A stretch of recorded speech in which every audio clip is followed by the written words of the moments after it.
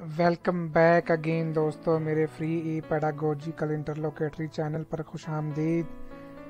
Let's look into in free E pedagogy only in a glass. So please do subscribe my channel. मेरे channel को subscribe कीजिए, bell icon को press कीजिए ताकि आप नई वीडियो के नोटिफिकेशन हासिल कर सकें। So please do subscribe my channel free E pedagogy. Free Pedagogy brings new videos with full of unique information for you. So do subscribe. Goodbye. Take care yourself.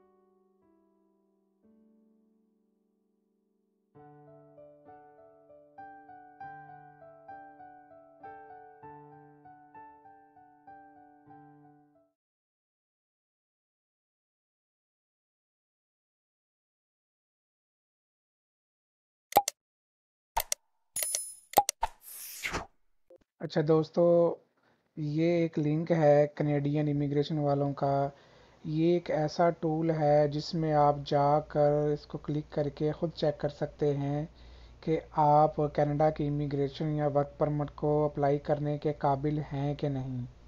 तो इसको ये लोग बोलते हैं CRS टूल।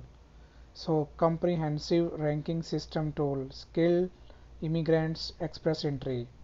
तो ये वो लोग हैं जो कनाडा की इमिग्रेशन के लिए अप्लाई करना चाहते हैं और स्किल्ड वर्क परमिट हासिल करना चाहते हैं। और वो कैसे चेक करें कि उनके पास इतनी काबिलियत अवेलेबल है या उनका प्रोफेशनल कैरियर का जो एक्सपीरियंस है या क्राइटेरिया है वो इससे मीट करता है कि नहीं।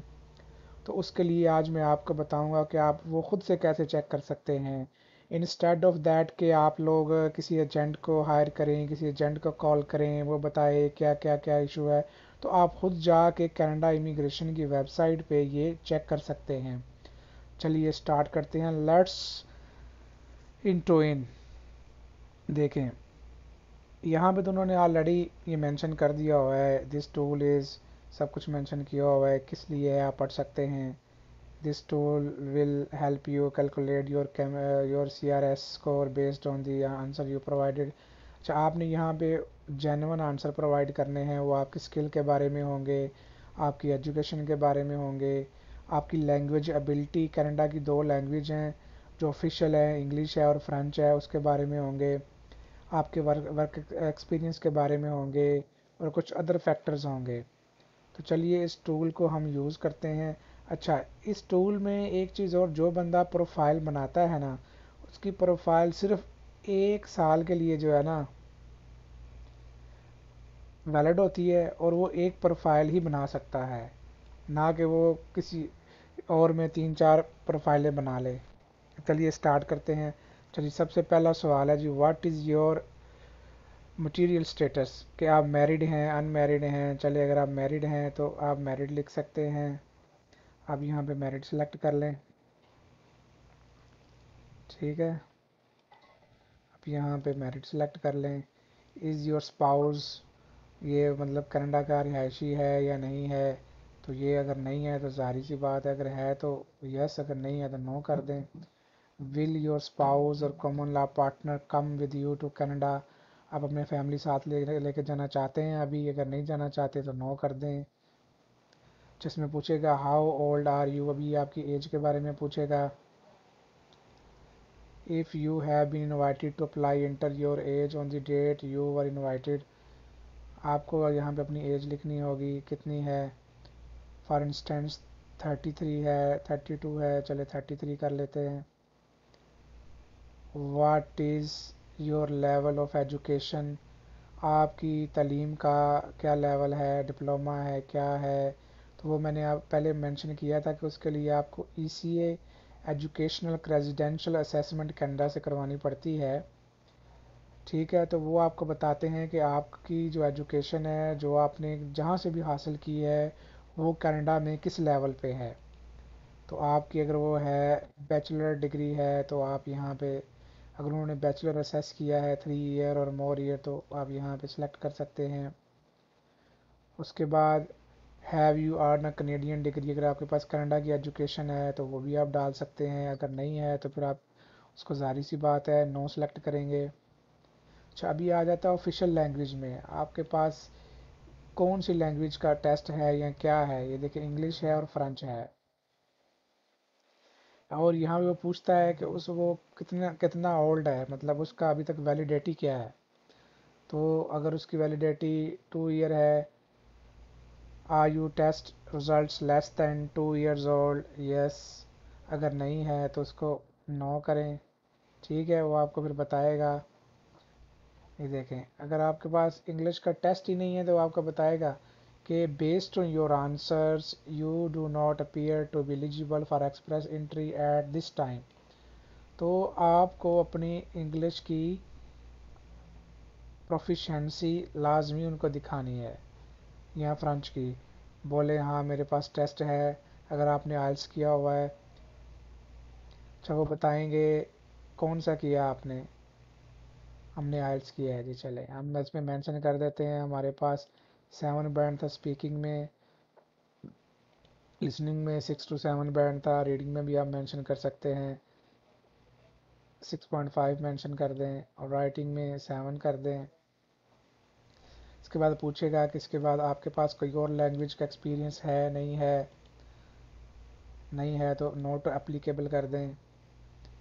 अच्छा, छठे नंबर पे वर्क एक्सपीरियंस के बारे में पूछेगा। लास्ट टाइम मैंने बताया था कि नेशनल ऑक्यूपेशनल क्लासिफिकेशन एनओसी आपका क्या है, आप कहाँ से आइडेंटिफाई कर सकते हैं, उसके लिए मेरी लास्ट वीडियो देखिए, लिंक डिस्क्रिप्शन में अवेलेबल है। अच्छा, अगर आपका एनओसी स्किल टाइप ए में है तो आप, या बी में है या ज़ीरो, जिस भी लेवल में है उसमें एक्सपीरियंस कितना देखें जी, मोर देन 5 ईयर्स है, ठीक है। द लास्ट 10 ईयर्स, ये भी अपना foreign skill work experience do you have, इसमें आप मेंशन कर सकते हैं। ये फिर आप, उसने पूछा आपके एक्सपीरियंस के बारे में कि फॉरेन स्किल वर्कर कितना एक्सपीरियंस है आपका, मोर 3 ईयर कर दें। देखें, do you have a certificate of qualification from a Canadian Provence, territory और फेडरल बॉडी। अगर आपके पास कनाडा की कोई एजुकेशन है या सर्टिफिकेट है तो आप मेंशन कर सकते हैं, अगर नहीं है तो उसको नो सेलेक्ट कर दें। अगर है तो आपके एडिशनल पॉइंट हैं उसमें।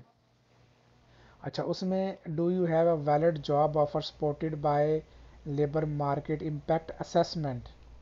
अगर आपके पास कोई जॉब ऑफर है कनाडा से आपके किसी भी स्किल टाइप में, ज़ीरो में, ए में, बी में, तो आप उसको यस कर सकते हैं। यस करेंगे तो आपको पॉइंट मिल जाएंगे, नो करेंगे तो आपको पॉइंट नहीं मिलेंगे। अगर यस करेंगे तो आपके एडिशनल पॉइंट ऐड हो जाते हैं। Do you have a nomination certificate from a Provence और टेरिटरी। अगर आपने किसी पीएनपी में अप्लाई किया हुआ है तो वहाँ से आपका कोई सर्टिफिकेट या नॉमिनेशन है तो वो आप यहाँ पे यस कर सकते हैं। अगर नहीं है तो उसको नो सेलेक्ट कर दें। आपका कोई रिश्तेदार, कोई जानने वाला कनाडा में है तो अगर आप मेंशन कर सकते हैं। उसमें ये 3 क्राइटेरिया उन्होंने दिए हुए हैं, ब्रदर और सिस्टर, ब्लड, अडॉप्शन, मैरिज, कोई भी है। अगर नहीं है तो नो करें। ठीक है, फिर यहाँ पे आके आप अपनी सीआरएस कैलकुलेट कर सकते हैं कि आपकी सीआरएस कहाँ तक पहुँची है। अच्छा दोस्तों, अब हमने जब इसको कैलकुलेट किया तो कैलकुलेट करने के बाद हमारे पास यहाँ पे रिज़ल्ट आ गया कि जी आपकी जो सीआरएस है 478 है रैंकिंग सिस्टम में। तो अभी हम चेक करेंगे कि उसने हमें किस किस चीज़ के कितने पॉइंट दिए हैं और टोटल इस एक्सप्रेस एंट्री प्रोफाइल के कितने स्कोर्स हैं। अच्छा, इसमें 1200 टोटल स्कोर है इसका, कॉम्प्रिहेंसिव रैंकिंग सिस्टम का, सीआरएस का। जब हमने कैलकुलेट किया, अपनी एज दी तो उसने एज के हमें पॉइंट दे दिए, लेवल ऑफ एजुकेशन के दे दिए, ऑफिशियल लैंग्वेज के दे दिए, फर्स्ट ऑफिशियल लैंग्वेज के दे दिए। अगर हमने जैसे उधर से सिलेक्ट किया था कि हमारे पास कनेडियन वर्क एक्सपीरियंस है तो देखें उसने हमें उसके 80 पॉइंट्स दे दिए। तो जो हमारे ह्यूमन कैपिटल फैक्टर्स के टोटल स्कोर है वो 390 हो गया। अच्छा, स्पाउस में हमारे पास कुछ भी नहीं था तो हमने उसको ज़ीरो सेलेक्ट किया तो हमें 0 पॉइंट मिले। अच्छा, एजुकेशन में आ जाएं, एजुकेशन में मैक्सिमम 50 पॉइंट्स हैं। अच्छा, उसमें ऑफिशियल लैंग्वेज प्रोफिशिएंसी जो है वो हमें उसने 13 पॉइंट दिए, और कनेडियन वर्क एक्सपीरियंस एजुकेशन में उसने हमें 25 पॉइंट दिए। तो ये हमने क्योंकि वहाँ से ऐड किया था कैनेडियन वर्क एक्सपीरियंस, तो इस वजह से उसने हमें ये पॉइंट दिए। तो उसमें मैं आपको बाद में बताऊंगा कि जिन लोगों के पास कनेडियन वर्क एक्सपीरियंस नहीं है तो वो अपने पॉइंट कैसे कैलकुलेट करेंगे।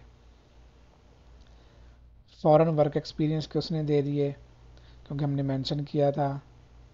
एडिशनल पॉइंट्स हमारे पास कुछ भी नहीं है क्योंकि ना जॉब ऑफर है, कुछ भी नहीं है, तो इस वजह से उसके में 0 पॉइंट मिले हैं। तो ये टोटल 478 पॉइंट्स हैं। तो इसमें आप जो है एलिजिबल हैं, इजीली बंदा एलिजिबल है अप्लाई करने के लिए। तो उसके बाद मैं नई वीडियो बनाऊंगा जिसमें आपको जाके अपना प्रोफाइल क्रिएट करना है। अच्छा, ज़रा हम दोबारा अपना स्कोर कैलकुलेट करते हैं कि हमारा स्कोर जो है देखें, ये हो गया। इसमें हमने कुछ चीज़ें निकालनी हैं, चले ये हमें ईसीए करके बता दिया है, ये हमने आइल्स का बता दिया। ये आइल्स मिनिमम आपको 777 तो लेना ही पड़ेगा ना, 7 ईच मॉड्यूल लेना पड़ेगा आइल्स में, फिर जाके आपकी जो है ना एलिजिबिलिटी बनेगी इसमें अप्लाई करने के लिए। और आप खुद से अप्लाई कर सकते हैं, ये बहुत इजी है, कोई इतना मुश्किल नहीं है। अच्छा, ये हो गया।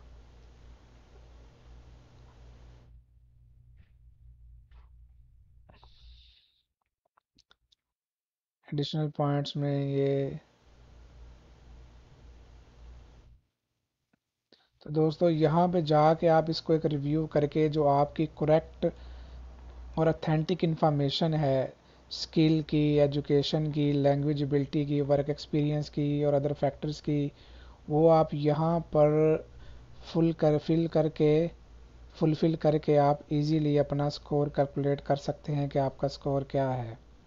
तो फिर आप आइडेंटिफाई कर सकते हैं कि आपके पास इतनी काबिलियत है कि नहीं कि आप कनाडा की इमिग्रेशन या कनाडा का वर्क परमिट के लिए अप्लाई कर सकें। चलिए दोस्तों, मेरे चैनल को सब्सक्राइब कीजिए, बेल आइकन को प्रेस कीजिए नई नई वीडियो हासिल करने के लिए।